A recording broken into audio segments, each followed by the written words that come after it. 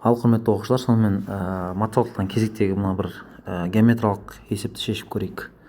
Мына суретте үш фигура берілген. Бұл үшеуі де бізде шаршылар.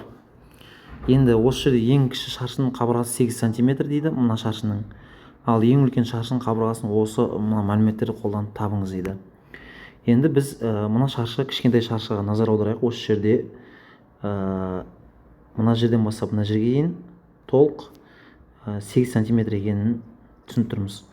Демек, бұдан шығатын қорытынды, мына жер 2 сантиметр болса, мына жер, онда мына жерден мына жерге дейін бізде 6 сантиметр болу керек. Енді бізде қазір мына жерден мына жерге дейін тағы 8 сантиметр, өйткені бұл осы кіші шашының қабырғасы былайынан алғанда.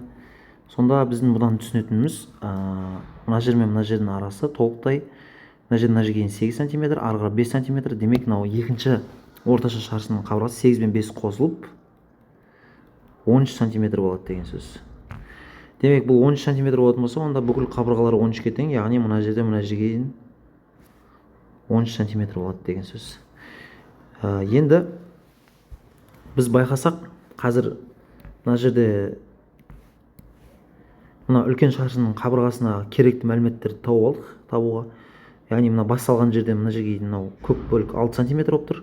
Ал арғарап қызылмен алынған бөлік 13 сантиметр құрап тұр. Сонда екеуі жалпы жабылғанда 19 сантиметр болып тұр. Демек, мына жерден мына жерге дейін бізде 19 сантиметр береді екен. Яғни шаршының бір қабырғасы 19, қалған қабырғалардың барлығы 19 болады. Ең үлкен шаршының қабырғасы қаншаға тең? Ол 19-ға тең болады екен. Бұл жерде А жауабы.